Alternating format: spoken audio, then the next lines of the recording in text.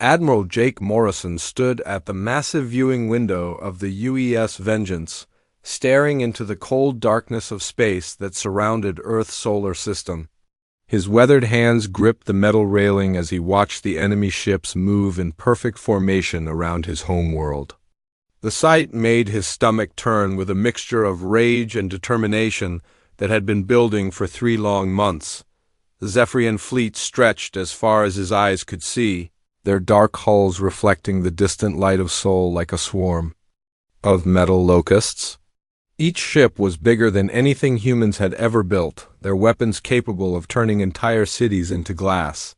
50,000 vessels from 12 different alien species had gathered here under one banner, all to crush the upstart race that dared to refuse the Galactic Empire's demands. Captain Lisa Parker approached from behind, her boots clicking against the metal deck plates. She carried a datapad filled with the latest intelligence reports, but Morrison didn't need to read them to know how bad things looked. The numbers spoke for themselves.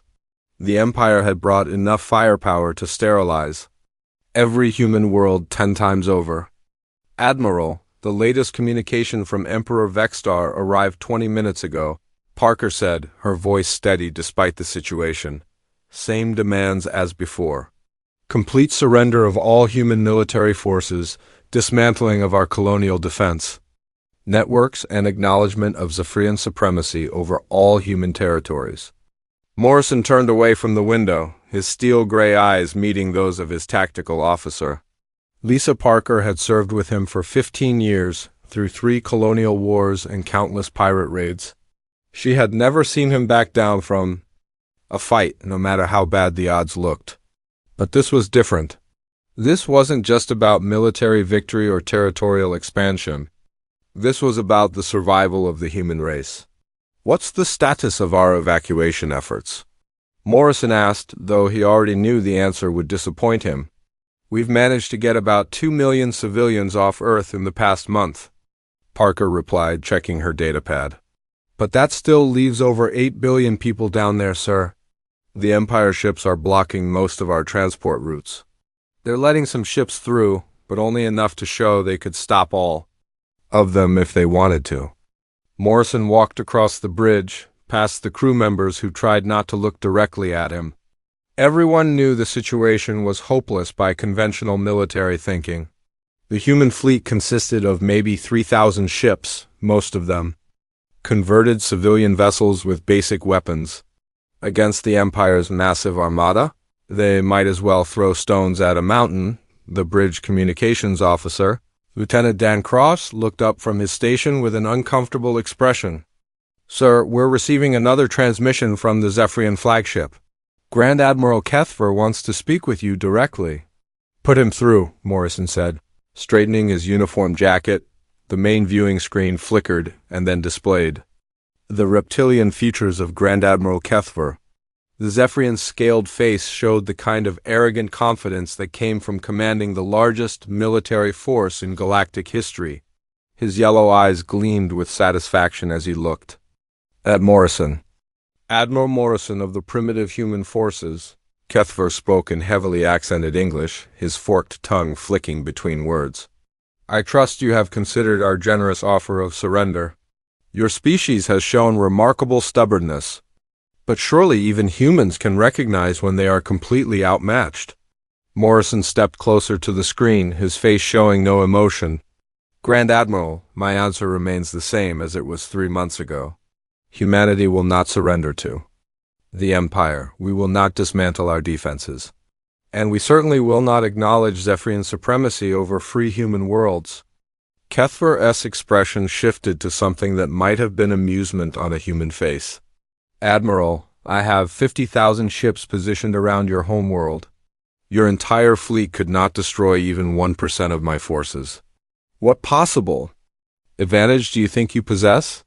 The advantage of fighting for our freedom instead of fighting to maintain someone else's empire. Morrison replied without hesitation. The Zephyrian admiral made a sound that resembled laughter.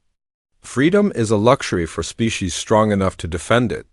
Your fleet has been retreating from every engagement for weeks. Your colonial worlds are surrendering one by one. Even now, your remaining ships are fleeing toward the Outer Rim territories, like frightened animals. Morrison knew that part was true, at least from the Empire's perspective. Human ships had been spotted withdrawing from the inner systems, apparently abandoning Earth to face the Empire alone. What Kethver didn't know was that those ships weren't fleeing in panic. They were moving according to a carefully planned strategy that Morrison had been developing since the first Empire ultimatum arrived. Perhaps, Morrison said carefully, but humans have survived worse odds than this. Have you indeed? Kethver leaned forward, his scaled hands clasping together. Tell me, Admiral, what is the worst your species has ever faced? A few colonial rebellions? Some pirate raids? Your people have known peace and prosperity for generations? You have grown soft in your comfortable worlds? Morrison felt a cold smile cross his face. Grand Admiral, you clearly don't know much about human history. We spent millions of years fighting for survival on a world that tried to kill us every single day. We developed technology by fighting wars against each other that lasted for centuries. We reached the stars not because we were peaceful explorers, but because we needed more room for our conflicts. Ancient history, Kethver dismissed with a wave of his clawed hand. Your current generation has never faced real hardship. They will surrender when they see what the Empire can do to those who resist. The transmission ended abruptly, leaving Morrison staring at a blank screen. He knew the Zephyrian Admiral was planning something to demonstrate Empire power. Intelligence reports suggested they might target one of the outer colonies or possibly Luna City to show Earth's population what resistance would cost them. Captain Parker moved to stand beside Morrison. Sir, do you really think the plan will work? Even if everything goes perfectly, we're still talking about the largest military force in galactic history. Morrison looked back toward the viewing window where the Empire fleet continued its slow patrol around Earth. Lisa, the Empire thinks they know what humans are capable of because they've been watching us for the past 50 years. They see our peaceful colonies, our trade agreements, our diplomatic missions. They think that's all we are. And they're wrong? Completely wrong, Morrison said, his voice carrying a certainty that surprised even him. They're judging us based on humans living in peacetime.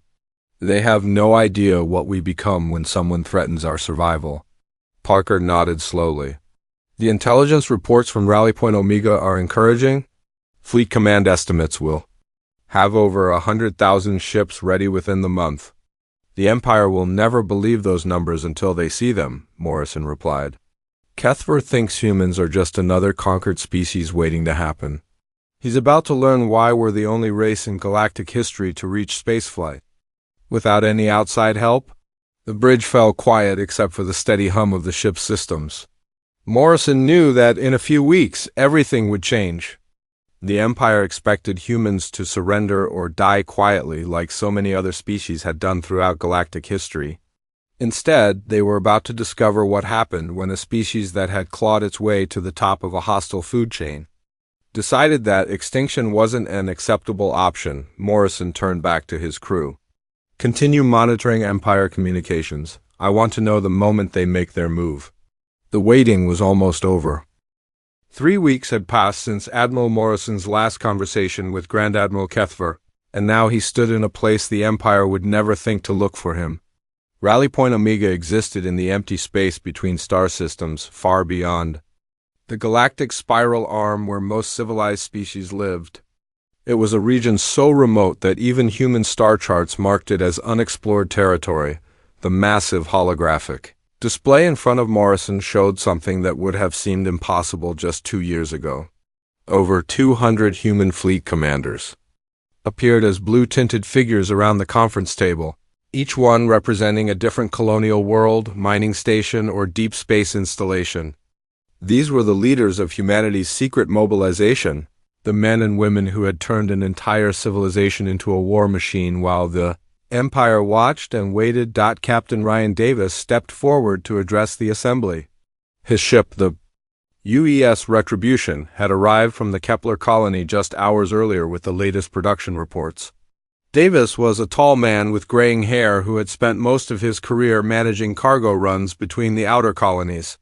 Now he commanded one of the most important supply lines in human space. "Fellow commanders," Davis began, his voice carrying clearly through the holographic communication system, "I want to update everyone on our industrial capacity numbers.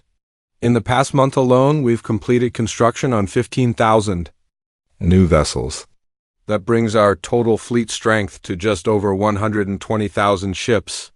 A murmur of satisfaction ran through the assembled commanders. When the Empire first issued its ultimatum 2 years ago, humanity possessed fewer than 5,000 military vessels. The transformation that had taken place since then defied everything the galaxy thought it knew about human capabilities, Commander. Amy Sullivan moved to the center of the display area.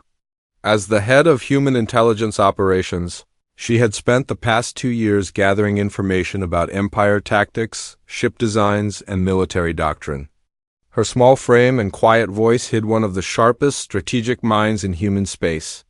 "The Empire continues to believe our fleet is retreating in panic," Sullivan reported.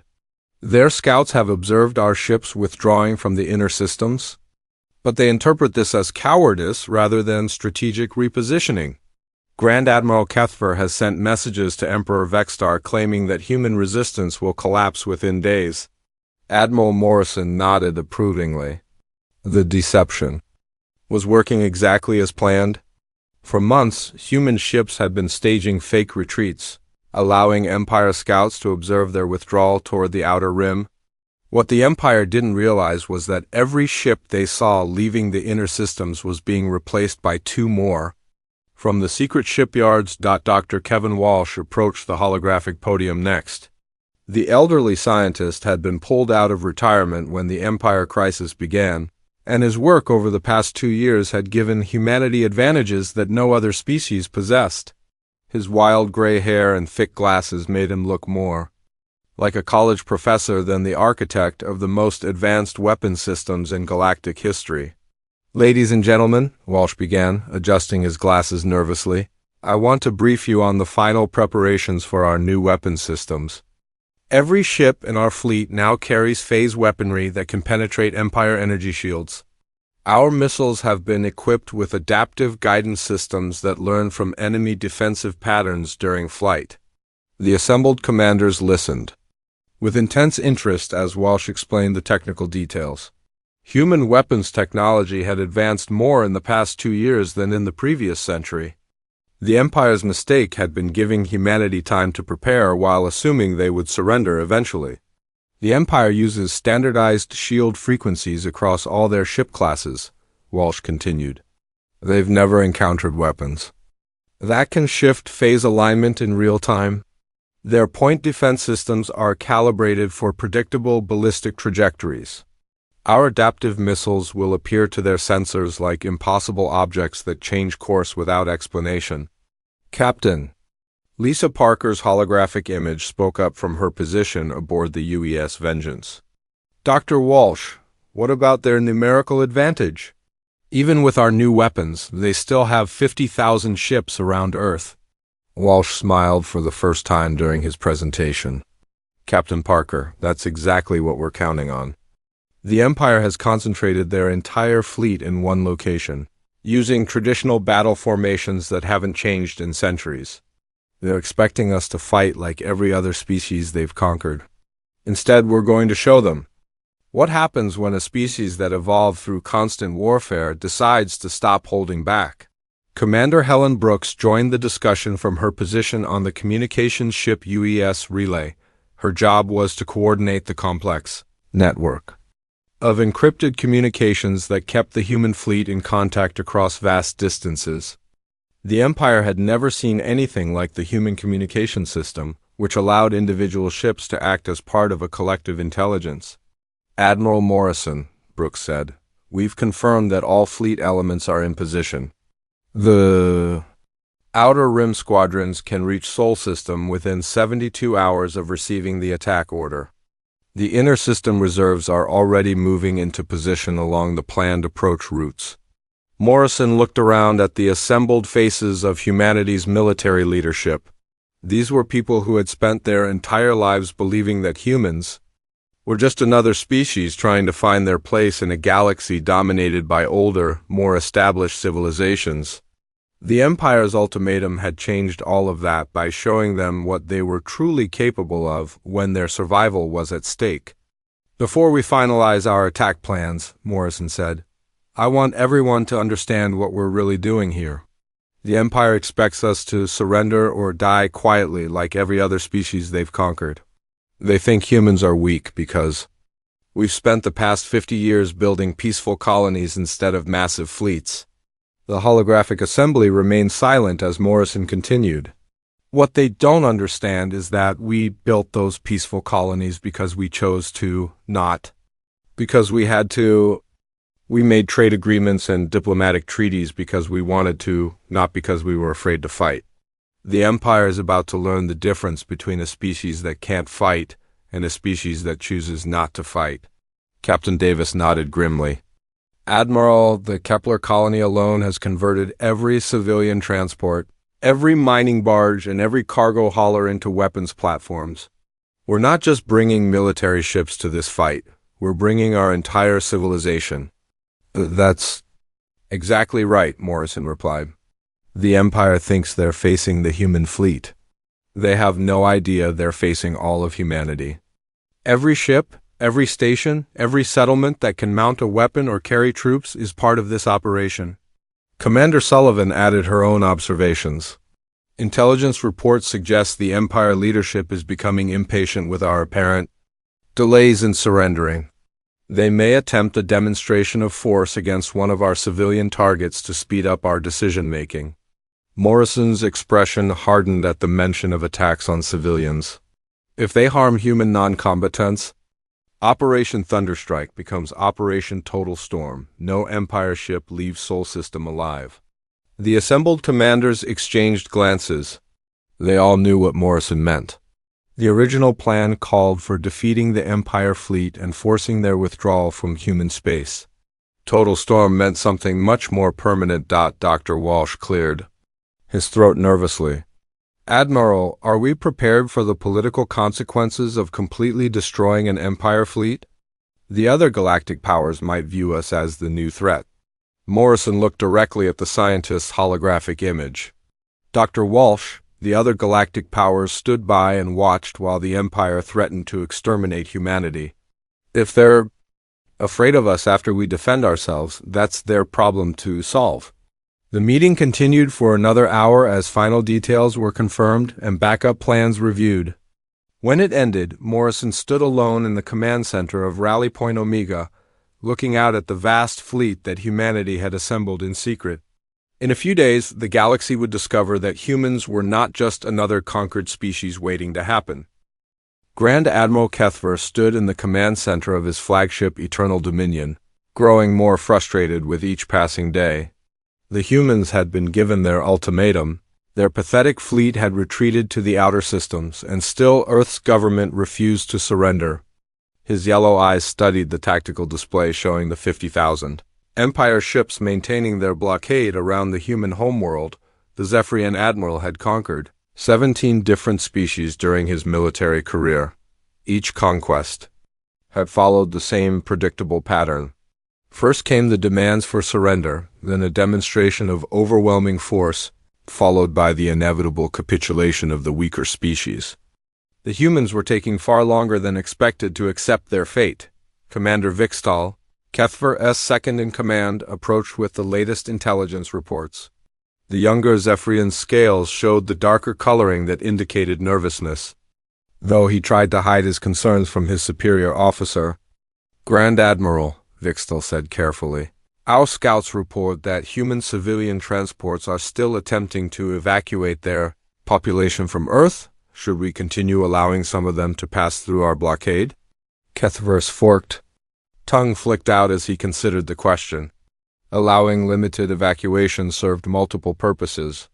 It showed the humans that the Empire could stop all evacuation efforts whenever they chose, while also demonstrating a mercy that other conquered species would remember.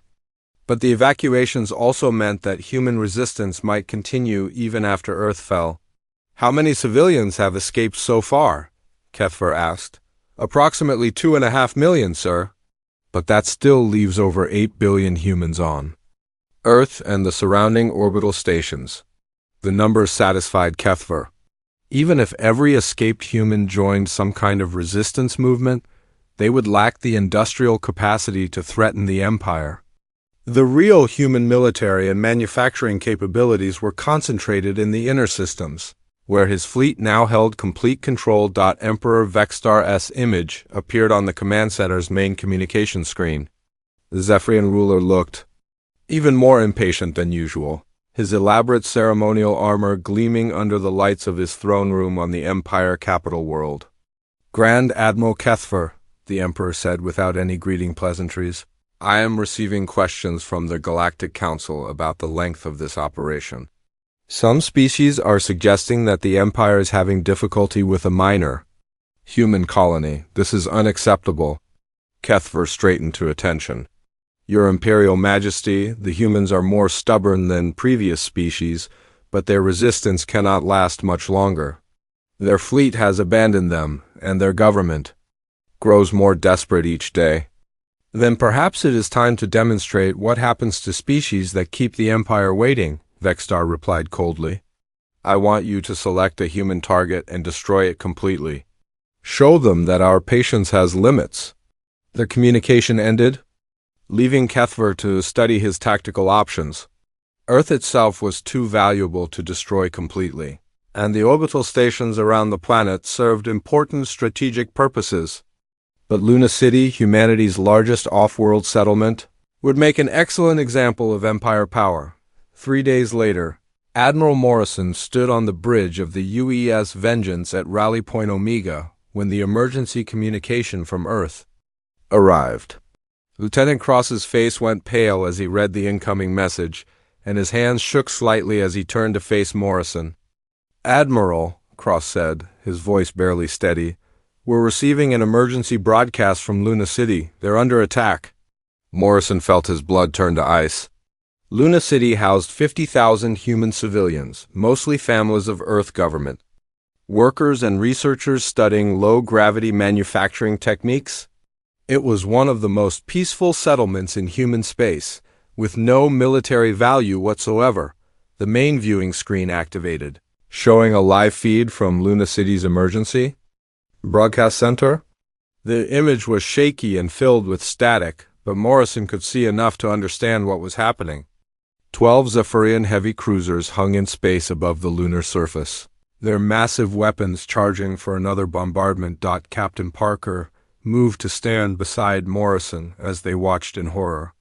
The first wave of Empire weapons struck Luna City's protective dome, and the entire settlement disappeared in a ball of superheated plasma. 50,000 human beings vanished in seconds, their lives snuffed out to send a message to the rest of humanity, the bridge of the UES. Vengeance fell completely silent except for the steady hum of the ship's systems. Morrison stared at the screen where Luna City had existed just moments before, now showing only a crater of molten rock where homes and schools and hospitals had once stood. Emperor Vextar's face appeared on communication screens across every human world simultaneously. The Zephyrian ruler sat on his golden throne, surrounded by the symbols of an empire that had dominated the galaxy for over 2,000 years. Humans of Earth and the colonial worlds, Vextar announced, what you have just witnessed is the price of continued resistance to the Galactic Empire.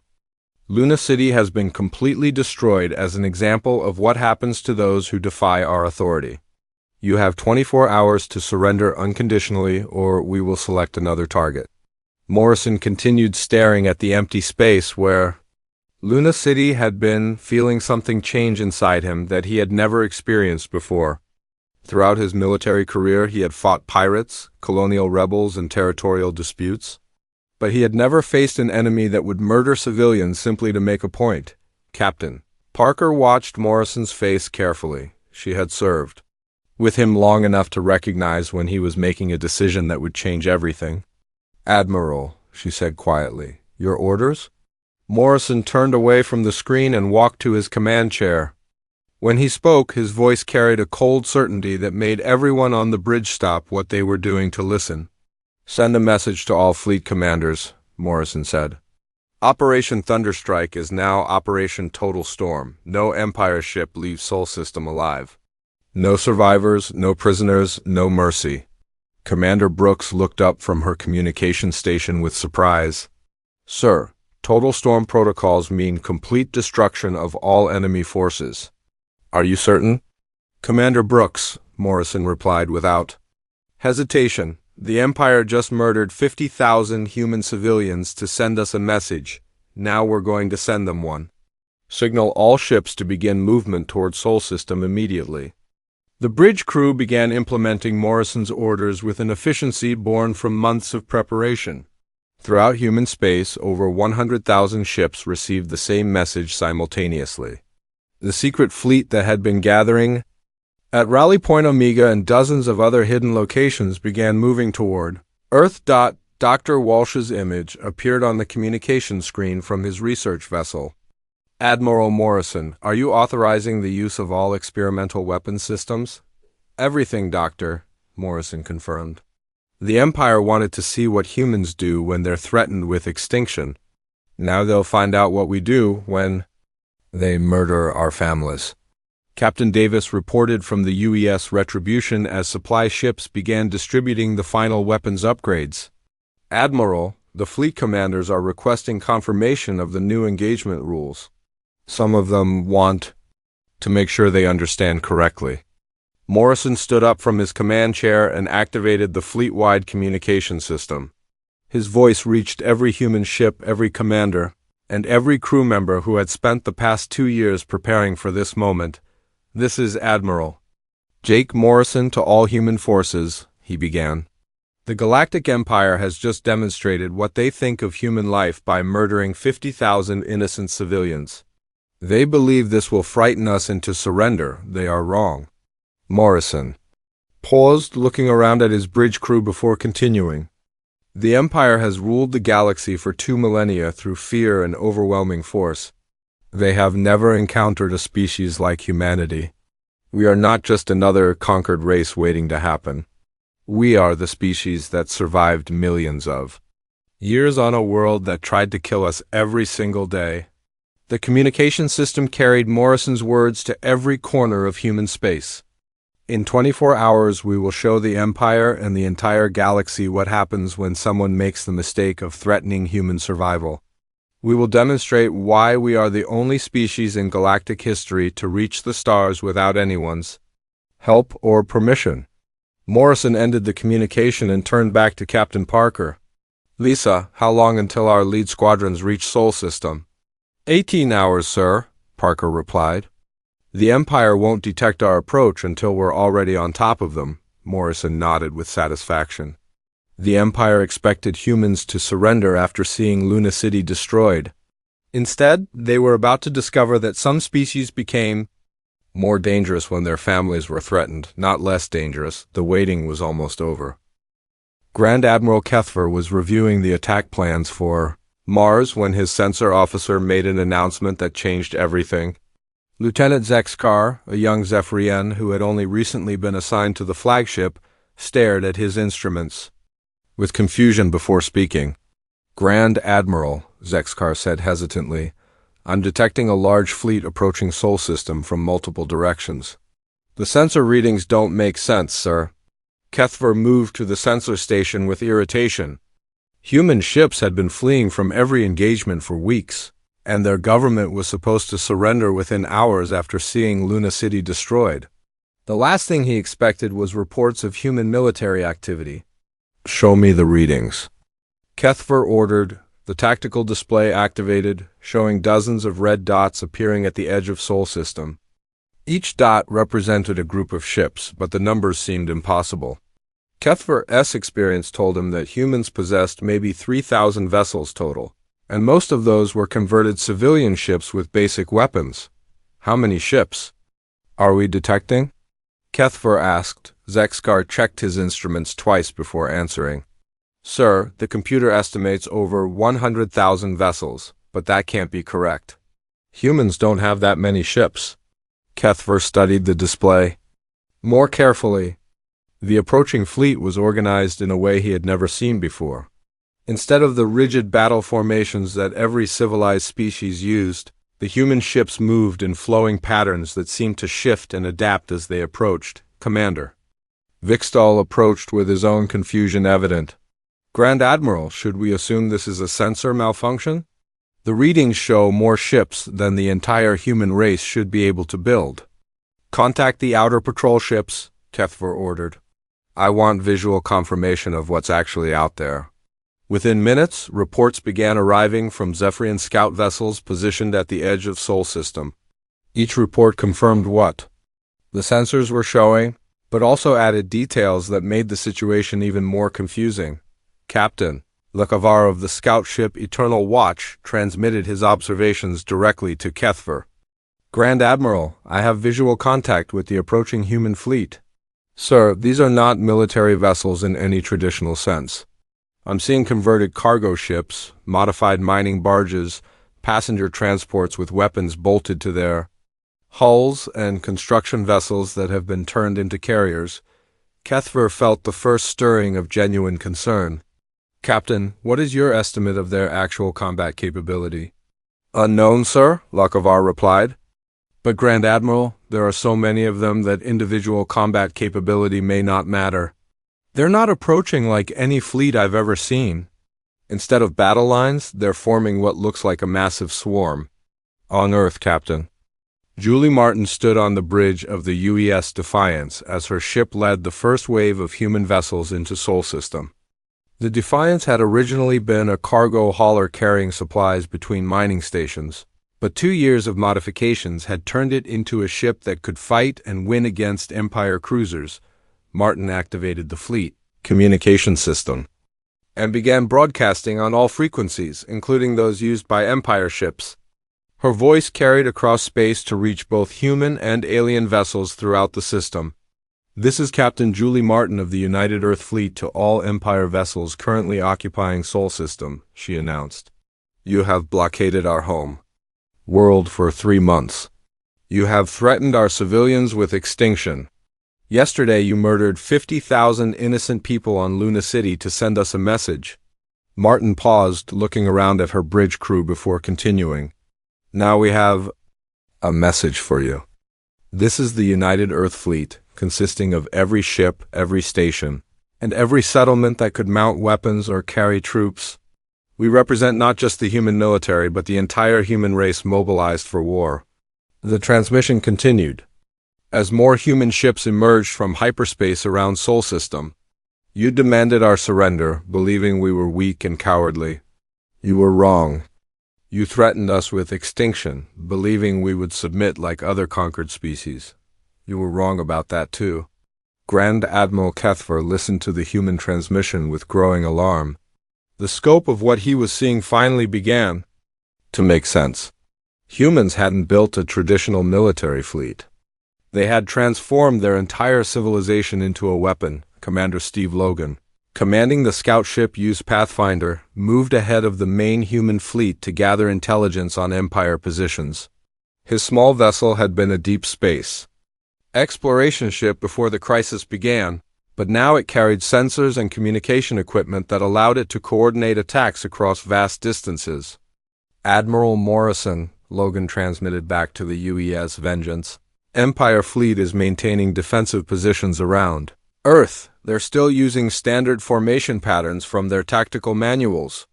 It's like they don't understand what they're looking at. Morrison's voice came back over the communication system with cold satisfaction. Commander Logan, they're looking at something that has never existed before in galactic history. An entire species that decided survival was more important than following the rules of civilized warfare. Emperor Vexstar received the reports from Sol System while sitting in his throne room on the Empire capital world.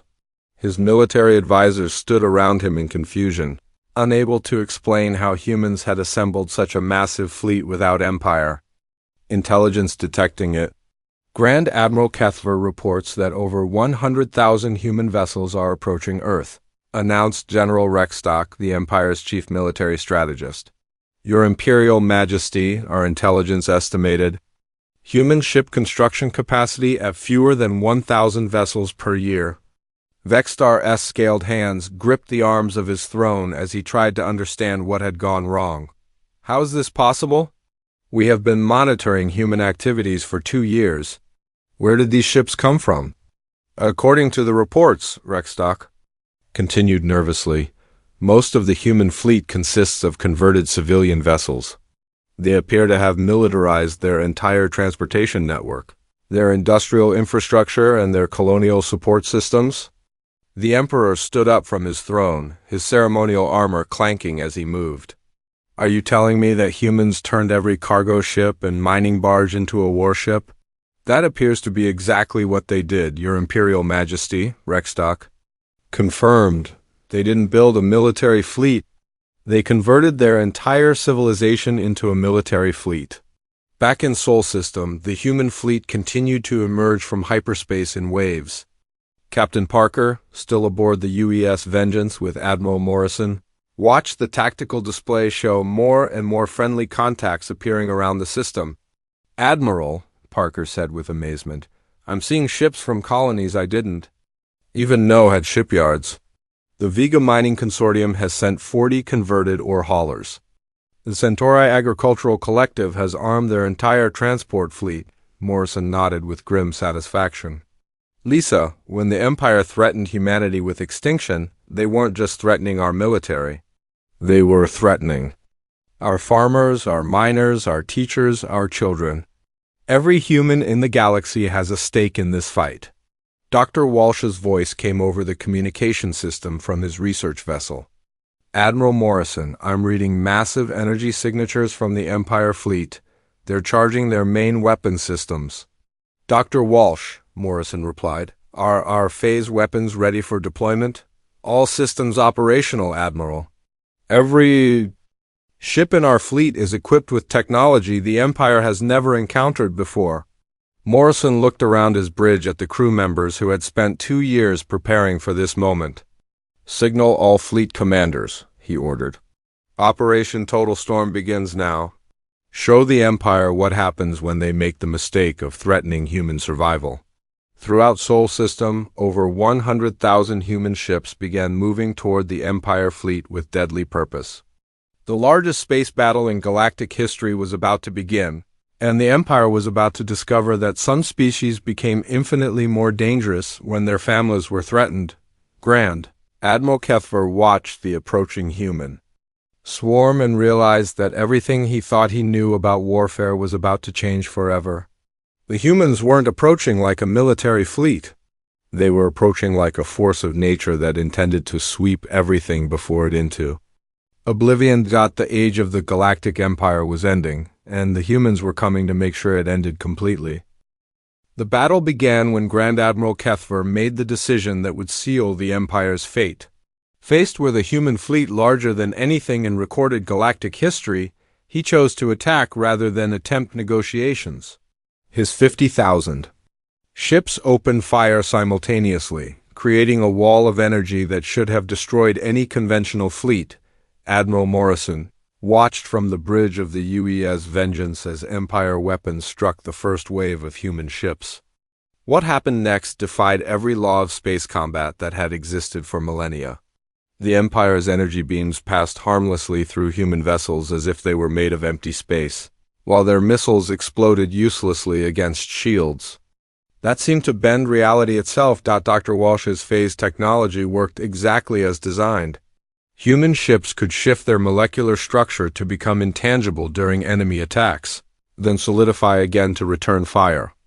The Empire weapons, calibrated for solid targets with conventional shields, were completely useless against this new form of warfare. Captain Nicole Reed commanded a squadron of 200 converted cargo ships that had once carried grain between agricultural worlds. Now they carried experimental weapons and crews who had volunteered for what everyone expected to be a suicide mission. Reed watched her tactical display show Empire battleships firing repeatedly at her ships without causing any damage. All ships in Cargo Squadron 7, Reed transmitted to her vessels, phase shift to solid form and return fire. Let's show these Empire ships what human freight haulers can do when we're angry. Reed's squadron materialized around a group of Zephyrian heavy cruisers and opened fire with weapons that the Empire had never seen before. Human adaptive missiles struck their targets with precision that defied physics, while phase cannons materialized. Energy directly inside enemy hulls. 3 Empire cruisers exploded within seconds, their crews never understanding what had killed them. Throughout Sol System, the same scene repeated itself hundreds of times. Human ships appeared and disappeared like ghosts, striking Empire vessels and vanishing before return fire could be aimed at them. The rigid Empire battle formations that had conquered 17 different species crumbled under attacks that came from impossible angles. Commander Dunn Phillips led the assault on the Empire flagship, Eternal Dominion, with 20 converted passenger ships that had once carried tourists between human colonies. His boarding parties fought through the massive Zephyrian vessels' corridors with a savagery that shocked the Empire crew members who encountered them. The Zephyrians had spent centuries conquering species that fought according to established rules of warfare. They expected formal challenges, organized battle lines, and civilized surrender when defeat became inevitable. Instead, they found themselves facing humans who had learned combat on a world where every day was a fight for survival. Phillips moved through the flagship's command section with his assault team, encountering Zephyrian officers who had never seen close combat. The Empire species had grown soft during their centuries of easy victories, relying on overwhelming technological superiority rather than individual fighting skills. Admiral Morrison, Phillips transmitted back to the UES Vengeance, we have control of the Empire flagship's bridge. Grand Admiral Kethver is requesting permission to surrender. Morrison's voice came back immediately and without emotion. Commander Phillips, there are no surrenders today. Complete your mission. Phillips nodded to his assault team and turned back to face the captured Zephyrian admiral. Kethver's yellow eyes showed the first genuine fear he had experienced in decades of military service. Human commander, Kethver said desperately, your fleet has achieved victory. I am prepared to order Empire withdrawal from Sol System. There is no need for further bloodshed. Phillips looked at the alien admiral who had ordered the destruction of Luna City just hours earlier. Grand Admiral, 50,000 human civilians died because you wanted to send us a message. Now we're sending you one. The explosion that destroyed the Eternal Dominion could be seen throughout Sol System. The Empire flagship, symbol of Zephyrian power for over 2 centuries, became a cloud of expanding debris that would orbit Earth's sun forever. Captain Lisa Parker coordinated the systematic destruction of Empire forces from her position aboard the UES Vengeance. The human fleet had abandoned all conventional tactics in favor of something that resembled a natural disaster more than a military operation. Admiral, Parker reported, Empire fleet strength is down to 30,000 ships. They're attempting to retreat toward the outer system, but our pursuit squadrons are intercepting them. Morrison watched the tactical display show Empire ships trying desperately to escape Sol System. Captain Parker, signal all pursuit squadrons. No Empire ship leaves this system. No survivors, no witnesses. The hunt continued for 18 hours. As human ships tracked down every Empire vessel that had participated in the blockade of Earth, Zephyrian cruisers that had dominated space lanes for centuries found themselves being destroyed by converted mining barges and passenger transports.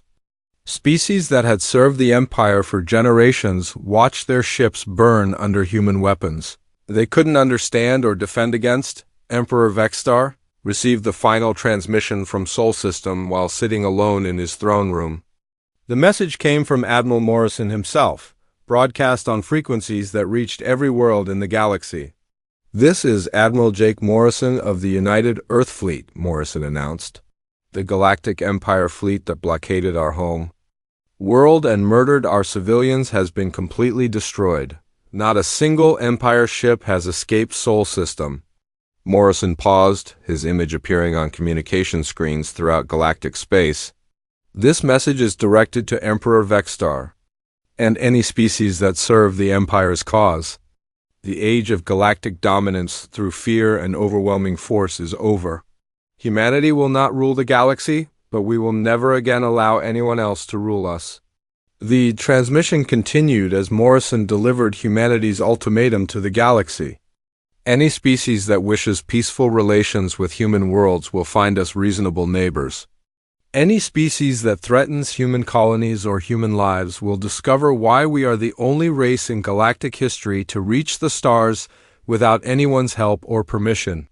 Emperor Vexstar turned off the communication screen and sat in silence. His military advisors were dead, killed when their flagship was destroyed during the first hour of battle. His fleet was gone, eliminated by a species he had dismissed as primitive newcomers. The empire that had ruled the galaxy for 2 millennia had been broken by converted cargo. Ships and mining barges. 6 months after the Battle of Sol, the galaxy looked completely different. The Zephyrian Empire collapsed as subject species declared independence and formed their own governments. The Altarian Republic and Centauran Federation established new trade agreements. Based on mutual respect rather than fear of Empire retaliation, Admiral Morrison, now commanding the Earth Defense Force, established humanity's new role in galactic affairs. Human ships patrolled the space lanes that had once been controlled by Empire monopolies, ensuring free passage for all species. Human colonies expanded rapidly as refugees from collapsed Empire worlds sought new homes. The other galactic powers learned to treat humanity with the respect reserved for species that had proven they could defend themselves. Trade negotiations became more balanced when everyone understood that humans were capable of converting their entire civilization into a weapon within 2 years. Dr. Walsh continued his research, developing new technologies that maintained humanity's military advantages while also advancing peaceful applications. The same phase technology that had made human ships invulnerable in battle also revolutionized space construction and mining operations. Captain Parker, promoted to admiral after the battle, established the Human Colonial Defense Service to protect settlements on the expanding frontier. Her ships carried the lesson of Sol System to every corner of human space. Humanity would defend its people with whatever force was necessary. The galaxy had learned that some species became more dangerous when threatened, not less dangerous. Humanity had arrived as a galactic power not through conquest or diplomacy, but through the simple demonstration that they would rather destroy their enemies completely than live under someone else's control. The old rules no longer applied, and peace became the preferred option for every civilized world that understood what humans were capable of when their survival was at stake. The frontier had made humanity into something the galaxy had never seen before, and now that they were here, no one would ever make the mistake of underestimating them again.